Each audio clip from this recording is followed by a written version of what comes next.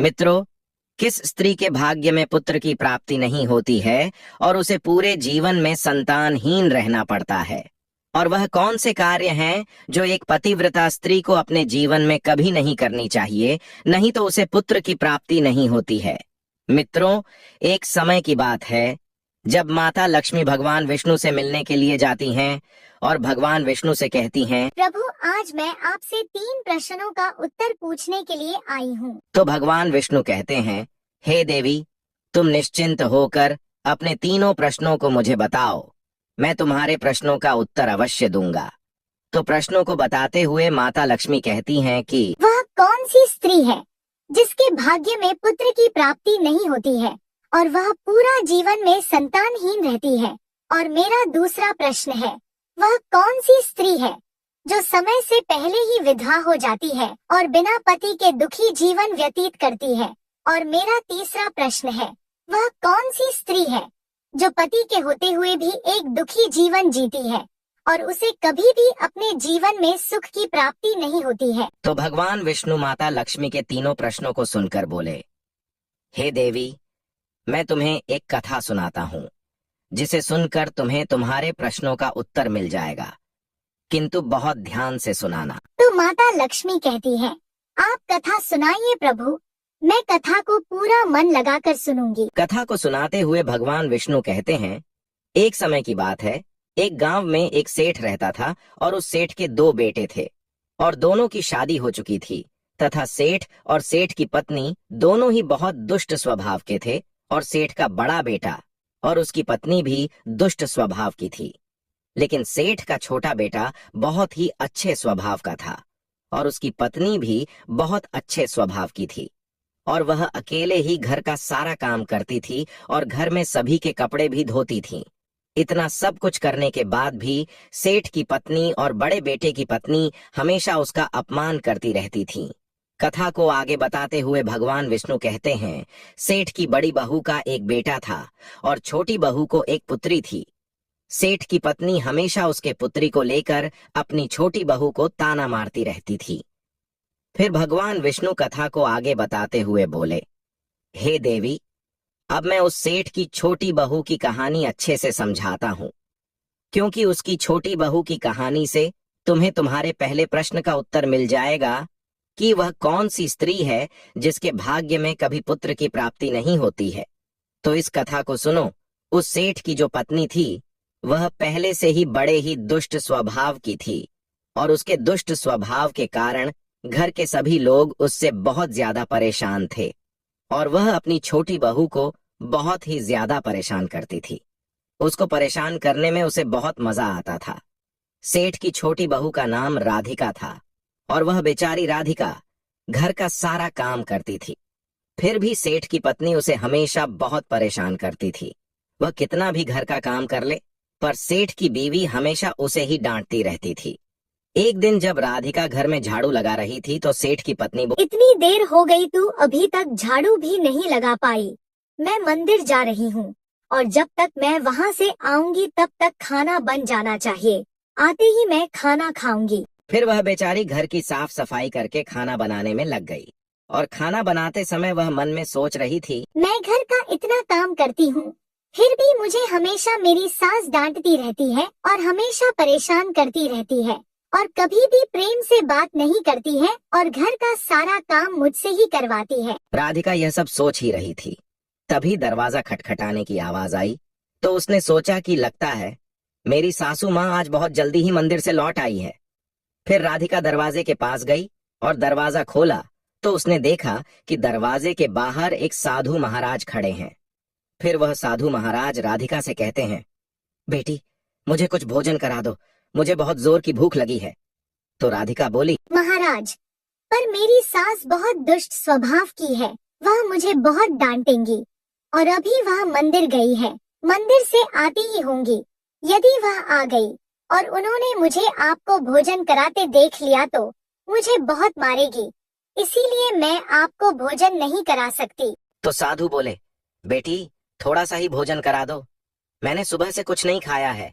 साधु की यह बात सुनकर राधिका को दया आ जाती है और साधु से बोली, महाराज, आप अंदर आ जाइए, मैं आपको भोजन देती हूँ। तो फिर वह साधु अंदर आ जाते हैं। राधिका उनको भोजन देती है और अभी साधु भोजन कर ही रहे थे, तभी अचानक राधिका की सास मंदिर से घर आ जाती है और उस साधु को भोजन करते देखकर बोली, यह मेरा घर है, कोई भोजनालय नहीं जो हर कोई यहाँ आकर भोजन करके चला जाएगा। और तुमने इस साधु को भोजन क्यों दिया? क्या अन्न मुफ्त में आता है जो हर किसी को अपने घर में बैठा कर खिलाती रहती हो? और यह कहकर उस साधु को धक्के मारकर अपने घर से बाहर निकाल दिया और उसका खाना उठाकर घर से बाहर फेंक दिया। फिर राधिका से कहने लगी, तूने साधु को भोजन क्यों कराया? अन्न कितना महंगा आता है तुझे पता नहीं। अब घर के लोग क्या खाएंगे? तो राधिका डरते हुए बोली, साधु बहुत भूखा था, इसीलिए मैंने उसे भोजन दे दिया था और उसे मैंने अपने हिस्से का भोजन दिया है, इसीलिए आज मैं भोजन नहीं करूंगी। और इतना गुस्सा क्यों होती हो? भोजन तो मैंने उसे अपने हिस्से का दिया है। ये सुनकर उसकी सास ने गुस्से में आकर राधिका को भी धक्के मार करके घर से बाहर निकाल दिया और बोली, जा, अब तुझे भी घर में रहने की जरूरत नहीं है और कभी भी मेरे घर में मत आना। राधिका दरवाजे पर बैठकर रोती रही, किंतु उसकी सास ने दरवाजा नहीं खोला। और फिर राधिका ने सोचा, अब यहाँ से अपने मायके ही जाना पड़ेगा। फिर वह अपने मायके जाने लगती है तो बीच रास्ते में एक घना जंगल पड़ता है। राधिका भूखी प्यासी अपने मायके जा रही थी, तभी बारिश होने लगती है। फिर राधिका वहीं जंगल में एक पेड़ के नीचे बैठ जाती है, लेकिन फिर भी बारिश की बूंदें उसके ऊपर गिरती रहती हैं और वह भीगने लगती है। तो उसे एक और पेड़ दिखा जो काफी बड़ा था, तो वह बारिश से बचने के लिए वह उस बड़े से पेड़ के नीचे जाकर बैठ गई और रोने लगी। तभी उसे एक संत मिले और संत ने कहा, बेटी तुम क्यों रो रही हो? तो राधिका ने संत को सारी बात बताई। तो संत ने कहा, वह लोग तुम्हें इसीलिए परेशान करते हैं क्योंकि अभी तक तुम्हें पुत्र की प्राप्ति नहीं हुई है। लेकिन तुम चिंता मत करो, मैं तुम्हें एक पर्ची देता हूँ जिसमें पुत्र प्राप्ति का उपाय लिखा है। फिर संत ने उसे एक पर्ची दी और कहा, इसमें लिखे उपाय को यदि तुम पूरी निष्ठा से करोगी तो तुम्हें पुत्र की प्राप्ति अवश्य होगी। और फिर इतना कहकर वह संत वहां से चले गए। फिर राधिका अपने मन में सोचने लगी, यदि मुझे भी पुत्र हो जाएगा तो मुझे भी ससुराल में बहुत सम्मान मिलेगा और मेरी सास मेरी बहुत इज्जत करेगी। यह सोच ही रही थी, तभी बारिश बंद हो गई और फिर उसने पर्ची को खोला और पढ़ा तो उसमें लिखा था, पुत्र प्राप्ति के लिए स्त्री को हमेशा अपने पति के बाएं ओर सोना चाहिए।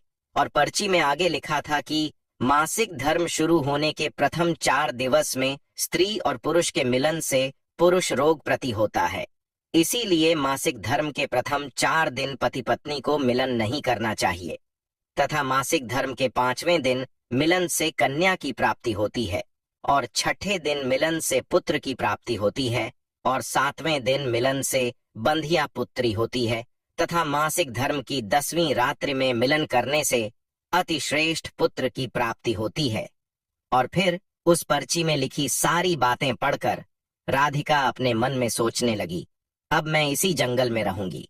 फिर वह जंगल में ही कुटिया बनाकर रहने लगी और फिर उसका पति उसे ढूंढते हुए इस जंगल में राधिका के पास पहुंचा और उससे कहा, तुम घर चलो। तो राधिका ने उस पर्ची वाली सारी बात बताई और कहा, अब मैं यहीं रहूंगी जब तक मुझे पुत्र की प्राप्ति नहीं हो जाती। यह सुनकर उसका पति भी उसी के साथ जंगल में रहने लगता है। और फिर राधिका ने अपने मासिक धर्म के दौरान मासिक धर्म की 10वीं रात्रि में अपने पति के साथ मिलन किया और वह गर्भवती हो गई। फिर सुबह स्नान करके राधिका पूजा पाठ करने के लिए बैठी हुई थी, तभी उसका पति लकड़ी काटने के लिए चला गया और फिर भयंकर तूफान आया जिससे उसकी झोपड़ी उड़ गई और भारी बारिश होने लगी। और फिर बारिश से बचने के लिए राधिका एक बड़े से पेड़ के नीचे जाकर बैठ गई। उसे पेड़ पर 2 राक्षसी रहती थी जो इस समय बाहर गई हुई थी और थोड़ी ही देर बाद वह दोनों राक्षसी पेड़ पर आकर बैठ गई। उसी पेड़ के नीचे राधिका बैठी थी। फिर वह राक्षसी आपस में कहने लगी, चलो सोने के टापू पर चलते हैं। तो दूसरी कहने लगी, पर चलेंगे कैसे? तो पहली राक्षसी बोली, इसमें कौन सी बड़ी बात है, इस पेड़ को अभी उड़ा देती हूँ, इसी से चलेंगे। इतना कहकर वह दोनों राक्षसी उस पेड़ पर बैठकर सोने के टापू की तरफ निकल लेती हैं। उसी पेड़ के नीचे पेड़ की जड़ पर राधिका भी बैठी थी, इसीलिए साथ में वह भी उड़ने लगती है। किंतु राक्षसी को यह बात नहीं पता होती है कि इसी पेड़ के नीचे एक औरत भी है। फिर कुछ ही देर में वह दोनों राक्षसी सोने के टापू पर पहुंच जाती है। फिर दोनों राक्षसी को भूख लगी तो वह दोनों पेड़ से उतरकर शिकार करने के लिए चली गई। फिर राधिका पेड़ की जड़ से उतरकर जब सोने के टापू पर पैर रखा तो उसने देखा यहाँ तो सब सोना ही सोना है। तो वह जल्दी जल्दी सोने को अपनी साड़ी के आंचल में भरने लगी और जितना सोना भर सकती थी उतना भर लिया और फिर दोबारा से इस पेड़ की जड़ पर जाकर बैठ गई। फिर कुछ देर बाद दोनों राक्षसी शिकार करके वापस आ गईं और फिर पेड़ के ऊपर बैठ गई। फिर दोनों आपस में कहने लगी, चलो अब यहां से चलते हैं। और फिर कुछ ही देर में वह दोनों पेड़ को लेकर वहीं पर पहुंच गई। फिर राधिका तब तक पेड़ की जड़ पर ही चुपचाप बैठी रही जब तक वह दोनों राक्षसी वहां से चली नहीं गई। फिर भगवान विष्णु कहानी को आगे बताते हुए माता लक्ष्मी से कहते हैं, अब कहानी को ध्यान से सुनना, क्योंकि यही से आपको पता चलेगा कि कौन सी स्त्री के भाग्य में पुत्र की प्राप्ति नहीं होती है। तो माता लक्ष्मी कहती हैं, जी प्रभु। तो भगवान विष्णु कहते हैं, फिर कुछ देर बाद वह दोनों राक्षसी वहां से चली गईं और फिर राधिका उस सोने को लेकर पेड़ की जड़ से नीचे आ गई और सोचने लगी, यह सारा सोना लेकर मैं अपने घर जाऊंगी और मेरी सांस इतना सारा सोना देखकर खुश हो जाएगी और मुझे परेशान करना बंद कर देगी और मुझसे घर का काम भी नहीं कराएंगी। राधिका यह सोच ही रही थी, तभी उसका पति भी जंगल से लकड़ी काट कर आ गया और राधिका से कहने लगा, इतना सारा सोना तुम कहां से लाई हो? तो राधिका ने उस राक्षसी वाली सारी बात बताई और कहा, चलो अब हम लोग घर चलते हैं। और फिर दोनों घर जाते हैं और घर जाते ही राधिका ने अपनी सास को सारा सोना दे दिया। फिर इतना सारा सोना देखकर उसकी सास बहुत खुश हुई और उसे पूछने लगी कि तुम इतना सारा सोना कहां से लाई हो? तो राधिका ने अपनी सास को राक्षसी वाली सारी बात बताई। फिर उसकी सास ने सारा सोना ले लिया और उसके बाद राधिका से कहने लगी, इतने सोने से क्या होगा? जब वहाँ पर बहुत सारा सोना था तो तुझे और ज्यादा सोना लेकर आना चाहिए था। इतना थोड़ा सोना लेकर क्यों आई हो? तो राधिका बोली, माँ जी, इतना सारा सोना तो है और लाती तो क्या होता? तो उसकी सास बोली, तुझे और ज्यादा सोना लाना चाहिए था, जिससे हमारे साथ पुष्ट बैठकर खाती फिर भी सोना खत्म ना होता। अब तो देख, इस बार मैं जाऊंगी और बहुत सारा सोना लेकर आऊंगी। तो राधिका ने कहा, नहीं माँ जी, आप वहाँ मत जाओ, वहाँ जान का भी खतरा है। तो सास बोली, मैं तो जाऊंगी और बहुत सारा सोना लेकर आऊंगी। और इस प्रकार उसकी सास ने उसकी बात नहीं मानी और उस जंगल में पहुंच गई और उसी पेड़ के नीचे जाकर बैठ गई जहां पर कुछ दिनों पहले राधिका बैठी थी, जहां से उसे राक्षसी उड़ाकर सोने के टापू पर ले गई थी। फिर कुछ देर तक राधिका की सास पेड़ की जड़ पर बैठी रही और थोड़ी ही देर में वह दोनों राक्षसी वहां आई और उसी पेड़ पर बैठ गई। फिर एक राक्षसी कहने लगी, आज सोने के टापू पर नहीं बल्कि आज नदी के किनारे चलते हैं, वहां पर मछलियां खाएंगे। और इतना कहकर पेड़ को लेकर नदी की तरफ चल देती है। तभी उसकी सास एकदम से बोल पड़ी, तुम दोनों पेड़ को सोने के टापू पर लेकर क्यों नहीं जा रही हो? तभी उन दोनों की नजर उसकी सास पर पड़ी और उसकी सास सोचने लगी, यह मैंने क्या बोल दिया? अब तो यह राक्षसी जान जाएगी कि इस पेड़ पर कोई और भी है। फिर वह दोनों ने देखा कि इस पर तो एक स्त्री बैठी है। तो दोनों ने पेड़ को बहुत जोर से हिलाया, जिसके कारण उसकी सांस पेड़ से नीचे गिर गई और उसकी मौत हो गई। उसके बाद जब उसके घर वालों को उसकी मौत का पता चला तो सभी लोग वहां पर पहुंच गए और राधिका कहने लगी, मैंने सासू माँ को समझाया था कि वहां मत जाओ, फिर भी वह वहां पर सोने के लालच में चली गई। अब इनको लालच का फल इन्हें मिल गया। मित्रों, कहानी को आगे बताते हुए भगवान विष्णु कहते हैं, इस तरह उसकी सास की मौत हो गई, इसीलिए हमें लालच नहीं करना चाहिए। और फिर कुछ समय के बाद राधिका को एक पुत्र हुआ और पुत्र प्राप्ति के बाद राधिका बहुत खुश थी और उसने अपने घर में एक दावत रखी जिसमें उसने बहुत से पंडितों और संत महात्माओं को अपने घर पर भोजन कराया। फिर भोजन करके सभी संत महात्माओं ने उसको बहुत आशीर्वाद दिया और उधर सेठ के बड़े बेटे की बहू, जो हमेशा राधिका को पुत्र को लेकर ताने मारा करती थी, उसका मुंह हमेशा के लिए बंद हो गया। फिर भगवान विष्णु माता लक्ष्मी से कहते हैं, मेरी कथा समाप्त हुई। अब मैं तुम्हें तुम्हारे प्रश्नों के उत्तर देता हूं। तुम्हारा पहला प्रश्न था, कौन सी स्त्री के भाग्य में पुत्र की प्राप्ति नहीं होती है और वह पूरा जीवन संतानहीन रहती है? तो जो स्त्रियां संत द्वारा दिए गए पर्ची में लिखी बातों के विपरीत कार्य करती हैं, उनके भाग्य में पुत्र की प्राप्ति नहीं होती है। और जो स्त्रियां अपने पति का आदर नहीं करती हैं और हमेशा उनसे लड़ती झगड़ती रहती हैं और अपने पति से हमेशा नाराज रहती हैं, उनके भी भाग्य में पुत्र की प्राप्ति नहीं होती है। इसीलिए प्रत्येक स्त्री को अपने पति का आदर सम्मान करना चाहिए। और तुम्हारा दूसरा प्रश्न था कि वह कौन सी स्त्री है जो समय से पहले ही विधवा हो जाती है और बिना पति के एक दुखी जीवन जीती है। तो समझ लो, जो स्त्रियां पति के होते हुए भी मांग में सिंदूर नहीं लगाती हैं और ना ही मंगल सूत्र पहनती हैं, और जहां भी जाती है बिना सिंदूर और बिना मंगल सूत्र के जाती है तथा पति के कहने पर भी उसकी बात नहीं मानती है और पराये मर्दों के साथ संबंध बनाती हैं, तो ऐसी स्त्रियां समय से पहले ही विधवा हो जाती हैं। इसीलिए एक शादीशुदा स्त्री को पतिव्रता जीवन जीना चाहिए और अपने पति के अलावा पराये मर्दों को नजर उठाकर भी नहीं देखना चाहिए।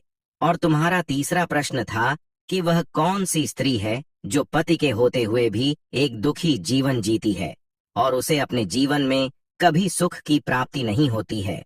तो समझ लो, यह वह स्त्रियां हैं जो सुबह देर तक सोती रहती हैं और सुबह 8 या 9 बजे के बाद उठती हैं और बिना स्नान किए ही भोजन बना देती हैं और पूजा पाठ भी नहीं करती हैं, और कहीं भी जाना होता है तो अपने पति की बिना आज्ञा के चली जाती है, पति के मना करने पर भी नहीं मानती हैं, पति की एक भी बात नहीं मानती हैं। तो ऐसी स्त्रियों के जीवन में कभी सुख की प्राप्ति नहीं होती है और हमेशा दुखी जीवन जीती है।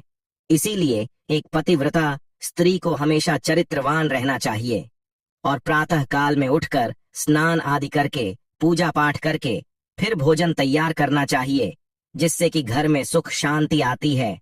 और माता लक्ष्मी की पूजा भी करनी चाहिए, जिससे कि माता लक्ष्मी प्रसन्न होती है। मित्र